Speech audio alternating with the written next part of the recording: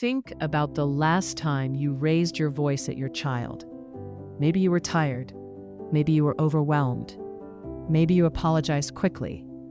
Or maybe you didn't say anything at all and just moved on. And here's the part no one ever tells you. When repair doesn't happen, children don't think mom had a hard day or dad was stressed. Their brain fills in the gap with something much more dangerous. They think something is wrong with me. That belief doesn't disappear. It settles quietly into their identity, and it can shape how they see themselves for years to come.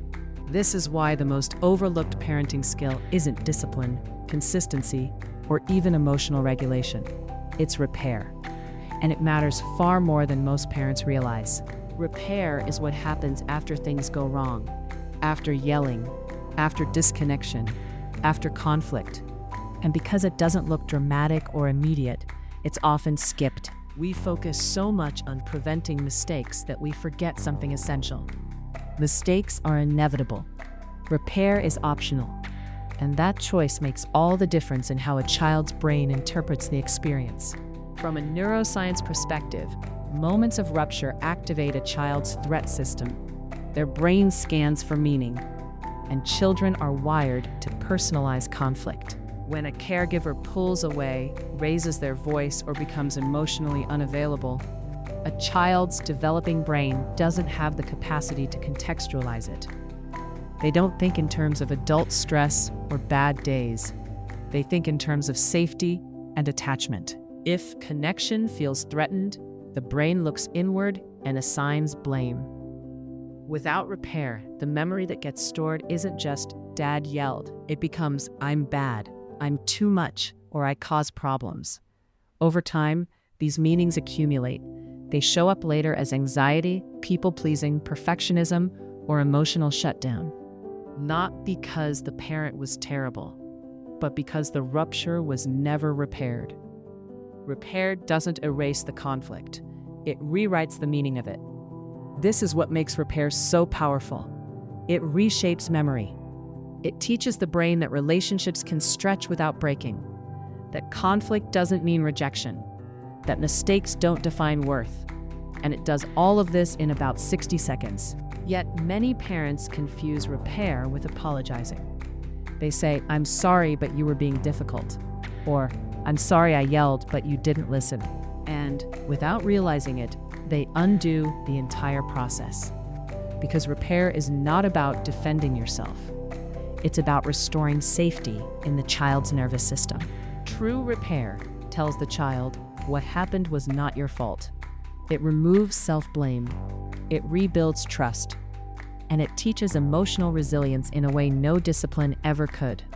Before we go any further, if this already resonates with you, take a moment to like this video and leave a comment telling me how old your child is. And if you want deeper tools, clear scripts, and early access to upcoming content, this channel also has a membership with 2 levels that unlock exclusive and preview materials for parents who want to go beyond surface advice. Make sure you're subscribed to the Parenting Blueprint so you don't miss what's coming next. Because repair isn't about being a perfect parent. It's about being a safe one. And once you understand how repair works, it will completely change how you see your hardest parenting moments.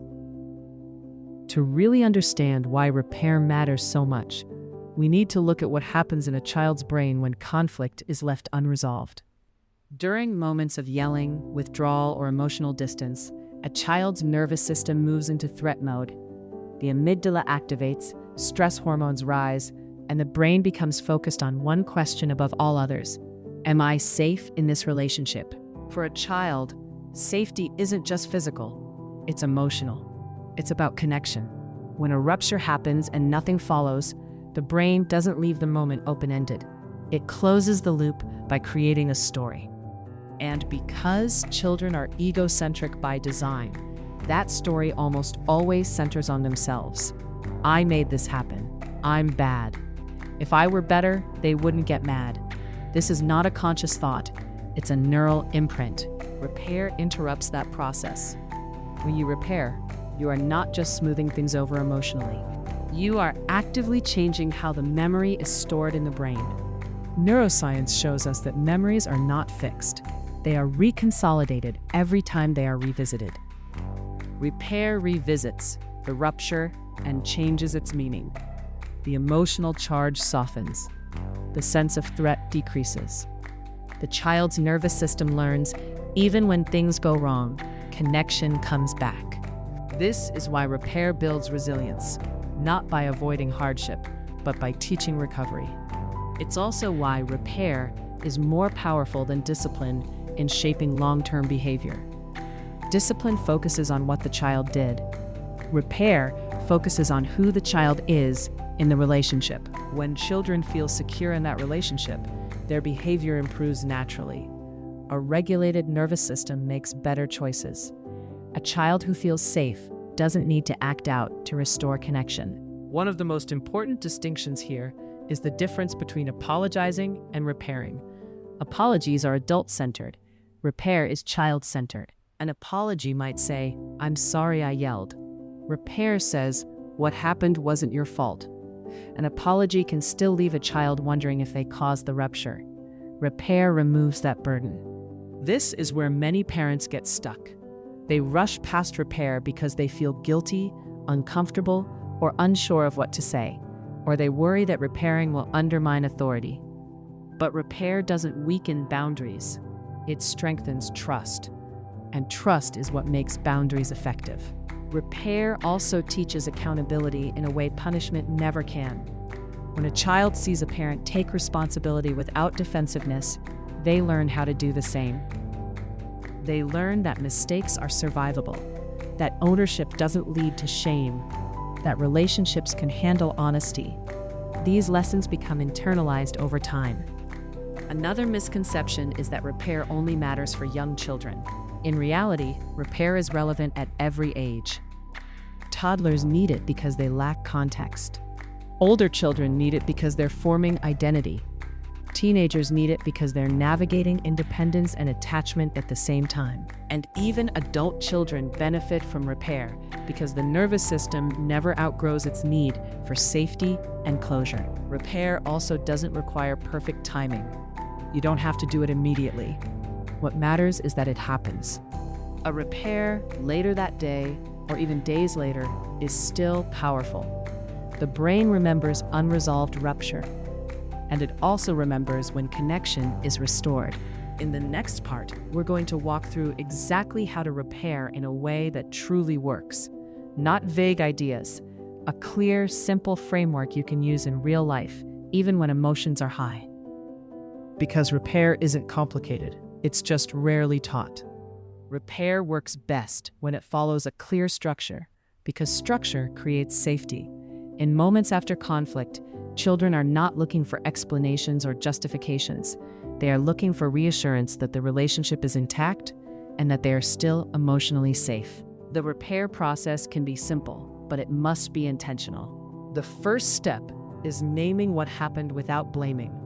This sounds like, "I yelled earlier," or "I got really upset and raised my voice." No minimizing, no defending, just clarity. This helps the child's brain make sense of the moment instead of filling in the gaps with self-blame.